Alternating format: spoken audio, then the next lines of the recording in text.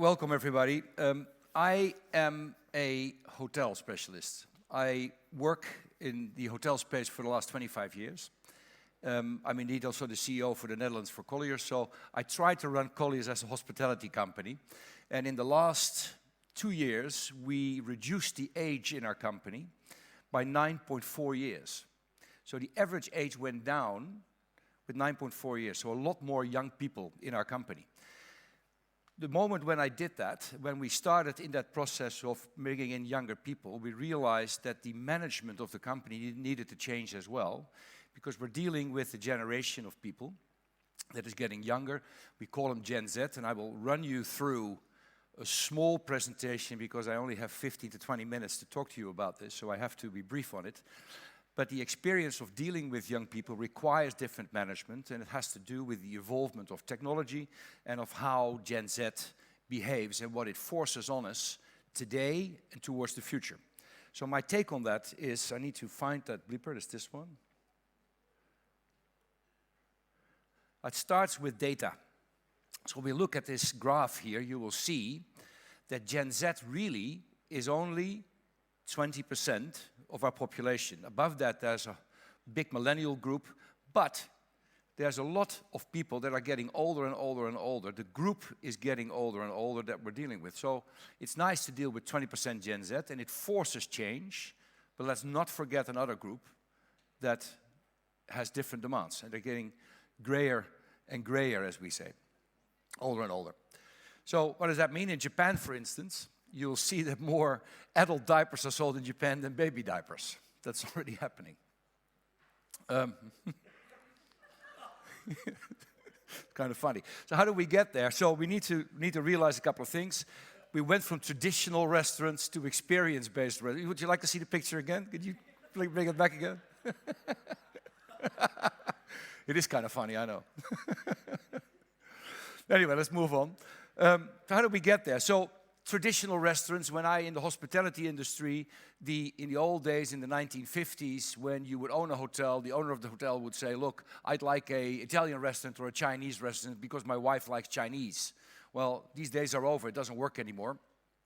Nowadays it's more experience, and as we've seen yesterday during the culinary tours, and we've seen it on stage here, we've seen the popcorn industry now getting into the restaurant industry. Experience, experience, experience, and let's not forget, by all means, it all has to be Instagrammable. So, the baby boomers, 9 to 5, no mobile phones, bear that in mind. I mean, how many people in this room, can still remember the fax machine, and I can still remember the telex. But, there's a whole generation there that doesn't even know what these things are anymore. So that's how quick it moved. So, 9 to 5 mentality, and then when you went on to the millennials, Gen X, when we started giving people mobile phones and giving them laptops, the workplace became something that became like a flexible thing as well. People could actually work wherever they like. And still today, that's moving forward. In my office, nobody has a fixed phone anymore. Everything is mobile, and the workplace that we're in is a place where you want to be. That's what we've created, not a place where you have to be. And it's all based on output and no longer on delivery and constant monitoring. So the Gen X millennial generation was a generation that grew up with prosperity. Big time prosperity. If you were not successful, it was your fault. That's why that generation today is dealing with a lot of burnouts. When you go to the generation of Gen Z, the youngsters that we're dealing with today, there was a survey in the news just a few days ago in the Netherlands. I think it was on Friday, it came out in the Financial Times, that more than 50% of Gen X changes jobs within 2 years. Why? They're impatient. They have high demands. They are just the first generation that can travel basically and stays in touch with the home front all the time because they're able to Instagram, transfer their experiences. That's important to them, the perfect picture. If it's not Instagrammable, if you don't get enough likes, you're not successful. It's not like you're getting a compliment from your boss that matters. No, it's the likes on Instagram that drives that generation.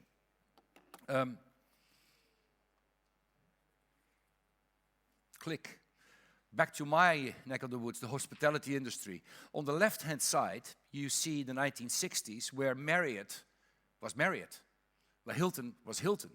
And all of a sudden, over time, when the Millennials start taking over, you see towards the right, towards 2019, all of a sudden Marriott, I can't remember, probably they have about 34, 35, 36, it changes every month, they add another brand to their tree. 34 brands under one Marriott brand. With Hilton, it's somewhere in the 20s. With Accor, they're buying up hotel brands left, right, front, and center. They are over 25 brands. It's experience on demand, basically, what is required of the new generation.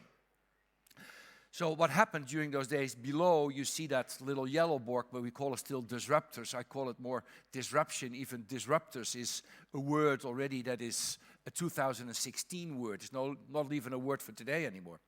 But you see new concepts coming in. Citizen M is a good concept, I think, always. Small rooms, big television screens, great bed, great shower. But that's it. It's to sleep there and to have that quick night experience.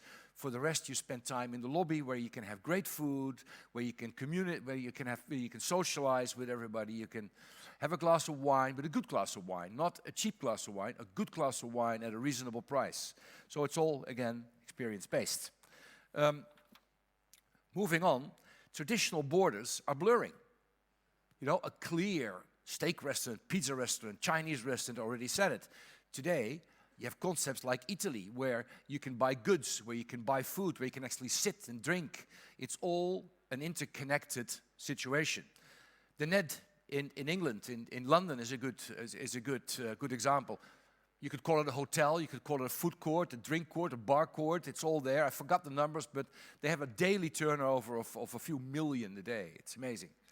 The Shuffle Club, another one, and Nasserat, who is an experienced performer, basically, in the food and beverage space. This is a picture of another example where traditional borders are blurring, where operational real estate is another term in my industry, where I'm in the real estate industry. Operational real estate is something where we're going at, and in the previous panel, it was already said as well. You know, a lot of traditional lease agreements are blurring. They become operational agreements where the owner of the building and the concept provider, the tenant, if you like, are starting to share revenues and start developing concepts themselves. So new finance forms are taking place. This particular building is sit in the slam bam center of Utrecht. This building is a hotel, it's an office building, it's a transfer hub, there's an underground connection to the train station, there are shops in it, there's houses in it, there's retail in it, there's food and beverage in it. Every single concept you could put in a building is in there. It's at your demand, it's there. And could you just go back for the slide for one tick? Another thing is what you see happening, and I'll make a brief remark on that. More and more office buildings, or more and more experience buildings, are hospitality-led and actually being branded nowadays. So the building I'm in is called The Garage. The next door is The Olympic. On the other side is The Edge. And there's all these buildings have names. That sounds different than we're in Watson Street number 4. You know, the buildings have names nowadays. Experience. God, the timer is, I'm still on time, I'm doing well. So, you know, questions here, look at this. If you look at this, what is this? Anybody know? What do you see here? Is that an office? Is that a restaurant? What is it, a hotel? Anybody an idea? It's the Ace Hotel. There you go. What's this? Anybody? This is Spaces. Office space for rent in Amsterdam. What's this? Some should know this. Citizen M. What do you see here? Big hotels, another concept coming in, also experience-based, where you can taste your food, you can actually have a good glass of wine without having to mind to drive back home. You can actually stay the night, spend the weekend. Big hotels, restaurants with rooms. New concept, conquering Europe with a storm. So, Gen Z, let's go back to what that actually means, and what does it mean for us as an industry in the restaurant business, the hospitality space, hotel business. All the same, we're dealing with a new consumer.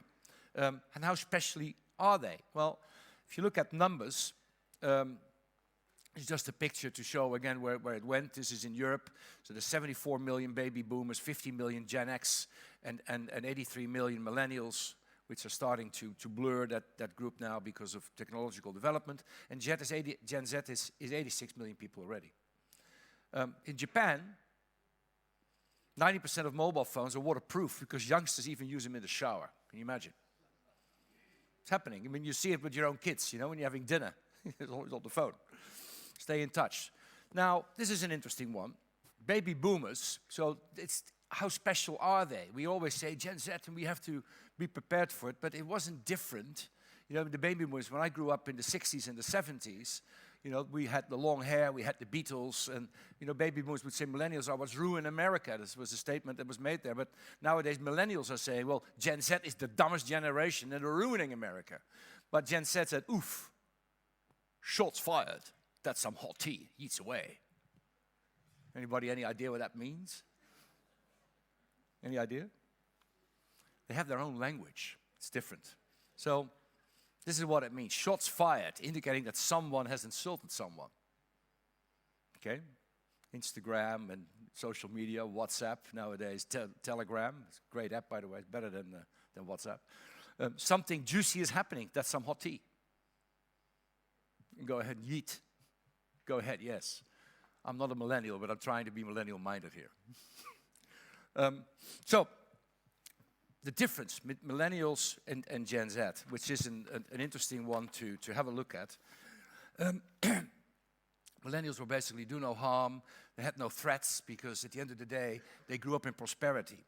But Gen Z, it's a total different thing. It becomes much more, it has to be credible. Things have to be credible for Gen Z. And that's the new term that is now taking the world by storm, is the word woke. Has anybody here have heard about woke? Hands up. Yeah. So woke is something that you should all learn about. Woke is stay alert, be genuine. As a company, you can't just say that you're green or that you are that you're against racism, that you don't care about gender, that it's important that there's liberalization there, racism, all these words. You can't just say it. You have to be genuine. You have to be real. This is what woke is about. And this is something that in today's world, where the environment is a big topic, for the youngsters of today, this is, if you're saying it and you're not living it, you have a big issue. So, what is important here to see, there's two examples here. I believe it was in Australia, where Heineken did a commercial and broadcasted it, where they organized political and environmental, social relevant topics between two adversaries over a glass of beer. So Heineken is trying, by doing this ad, is trying to show responsibility. KLM is actually doing a campaign, Fly Responsible. They're trying to discourage people to take the aircraft. So don't take a plane if it's not necessary. This is what KLM is doing. And that is regarded by Gen Z as real. And this is something that corporates in the next years will keep doing. So at the end of the day, this is going to be the future that we have to deal with. So what are the trends? Well, we've seen it on stage, and I'm not going to pretend here that I'm the expert on this, but the previous panel and the upcoming panel will tell you more about this. Well, delivery on demand. It's logical. The Deliveroo's of this world, we all know them. They're all there. It's delivery on demand. I want it all and I want it now. And it's all about convenience. The green part, sustainability, plants versus meat. That's why you see a lot more vegan and veganist restaurants and experiences coming up. At the same time, you see people in restaurants or in food courts, they're always on their phones. They're not only taking pictures, but are communicating with their home front, with their friends, while they are socializing together. On the right-hand side, the group vibe is very important. Even in our office, we have competitions with online football games, and the company and some of the colleagues and the groups are organizing that. All that group vibe is incredibly important, and that creates a sense of community between the teams. So, where's this all going? Well, at the end of the day, and this is my final slide, it's connecting of generations. You will see this beautiful lady walking at a concert very soon. So my two bits on from the hospitality to the restaurant and food and beverage business. Let's be aware of what Gen Z means. The word woke and the movement of woke and the experience of woke. Bear that in mind, because it will be influencing your business going forward, and you will need to take it into account. That was my presentation, and I thank you very much.